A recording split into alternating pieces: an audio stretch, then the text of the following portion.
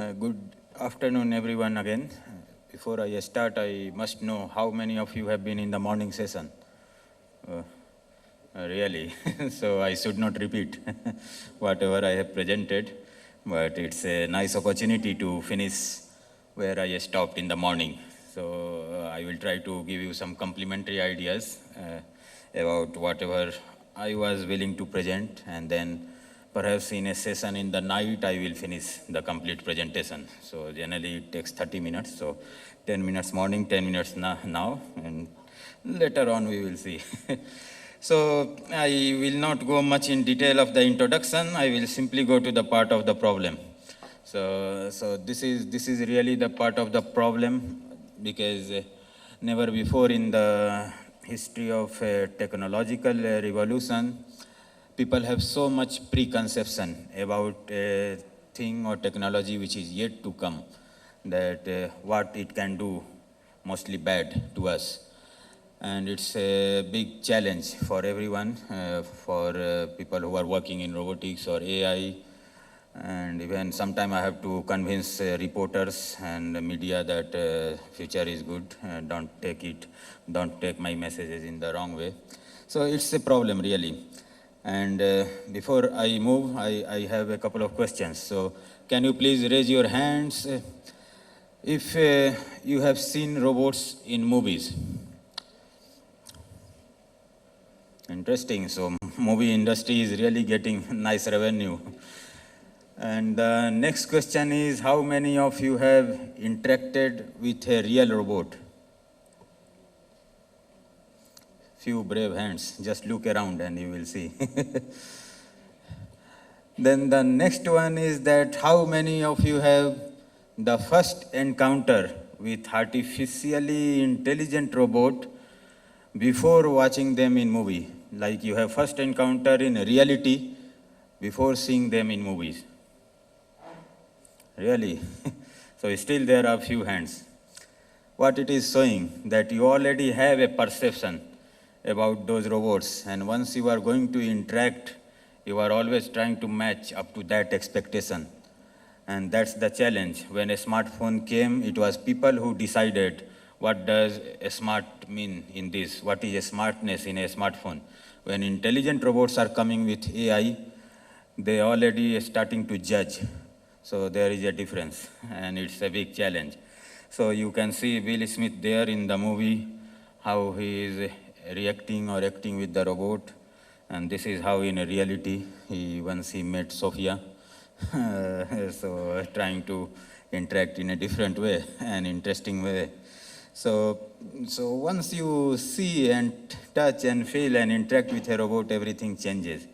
You get the real idea about the grounded intelligence which it can have, and the real help and support which it can provide. And that's what our panel will be trying to tell us, the real potential uses of these kind of robots and the technology. And now I should move to very classical slide which I have already shown in the morning, that there was traditional robotics, then AI. These were two different disciplines, mostly working isolated for long period. And then they started to come together. People from both disciplines, they told, okay, they are working in AI, we are in robotics, but sometime why can't we come together? And then they discovered problems are common. They want to figure out the problem of perception, how to make sense out of environment. They want to figure out how to make a system to speak or understand what you are saying. So there were many common problems, and the marriage proposal was submitted, and people started to come together. Outcome is very interesting. Robots which are becoming intelligent, and they are able to take decisions. They are able to understand people. They are able to understand your emotions, your facial expressions, and then try to modulate the behavior depending on that. So that is basically the advancement in terms of technology. But the question is again, what is the use? Why we are bringing all these technologies together, and what we want to do? And that is the answer we will again get in this session today. And as I mentioned in the morning, these robots are really helping in the smarter city ecosystem. It is happening. In Europe also, there are many smart city initiatives where we are trying to see how different kind of robots can be part. Like it is not only humanoid robot, but drone, mobile robot, construction robot, search and rescue robot, how all of them can work together to create an environment which is healthier, happier, safer, entertaining, reducing our life load, workload, and avoiding even the exploitation of people and self-exploitation. We also try to exploit ourselves a lot. So some of these applications are very much advanced in healthcare, in education. If you will see the elderly population, it's growing, we need to take care of them. Education is very important. We need to move in personalized education. We cannot have a teacher who is able to take care of each and individual child need, but we can have many robots which can assist a teacher to take proper care of children. There is a very interesting framework which is called learning by teaching, where a child is trying to teach someone, and in that manner it is learning. We can create robots to facilitate this for a particular domain or direction. So there are lots of interesting potential applications which are happening. Autism therapy is one of them, where robots have been seen very useful to help children with autism have some social skills. Where even human are not very useful because we use our body language, voice tone modulation, eye blinking, and all these different communication channels at the same time make children with autism very confused. And we can have robots to help in that direction. So these are not simply hypothetical applications, these are happening, and these are happening at a wider range. Now I am looking at timer again.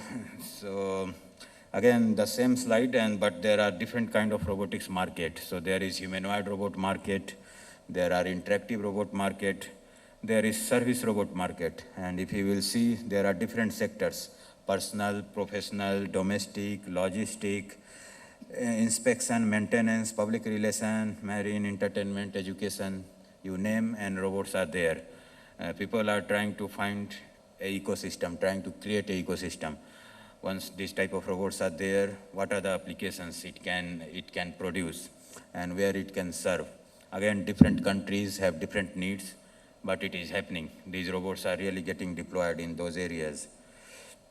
And then if you combine all these, you can have socially interactive humanoid service robot market, which is even growing because they are human-like shape, so they are more adjusted and useful for our environment.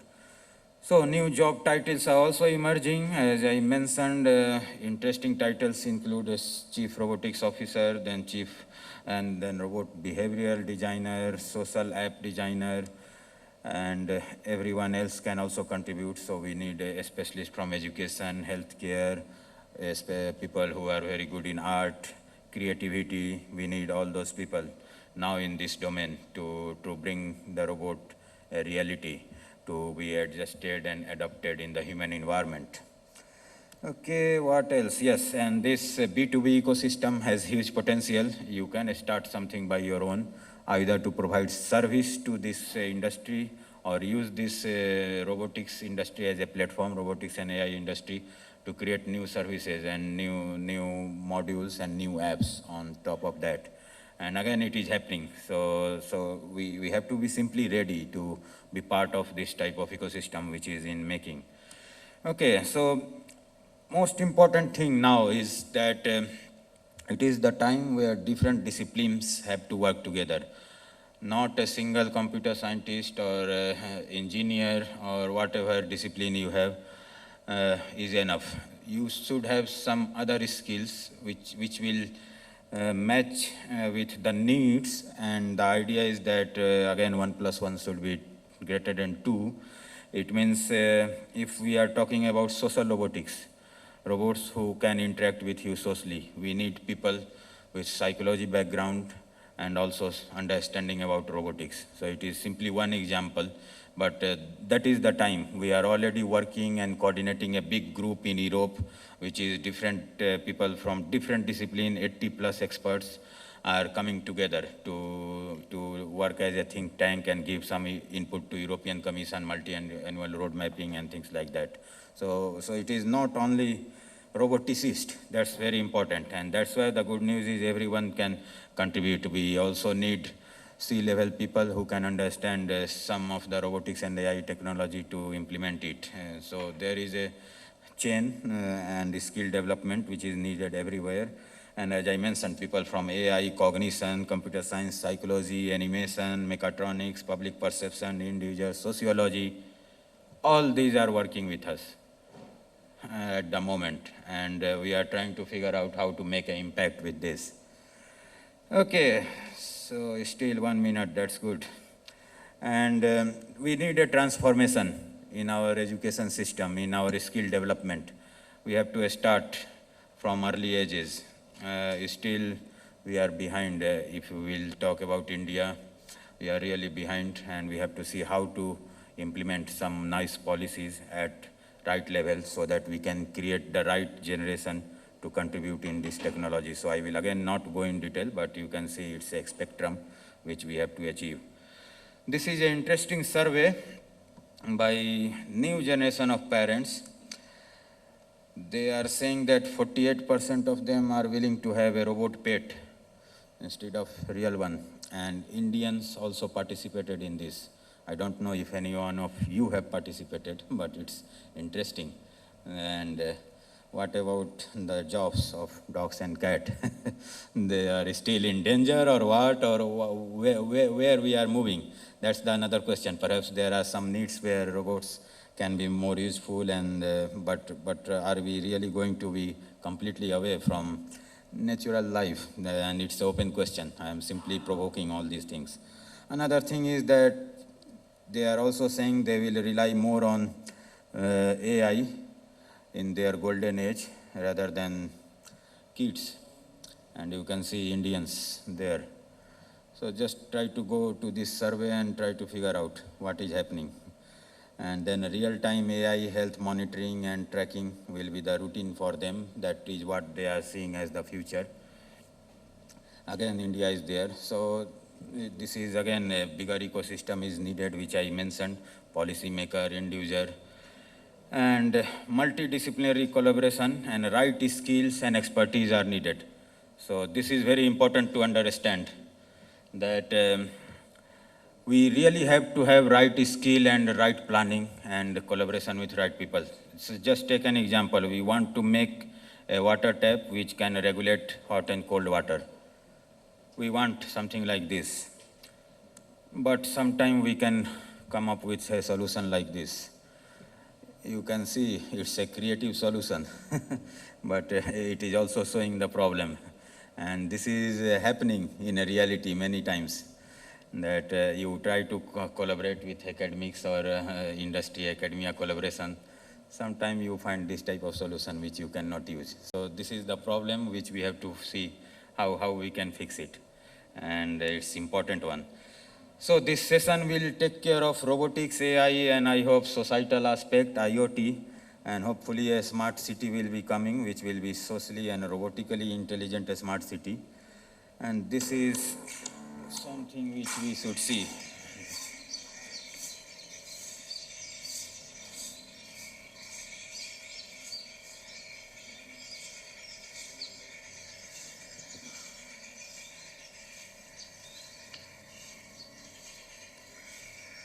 So I think you got the message. I will not say anything, but there is technology, but the task and the definition of the job, what we want to move, how we want to move are the questions. How we want to use the technology and what we want to solve are open questions, and we will get answer from this. So with this, I will stop here, and thanks a lot for your attention. Yeah.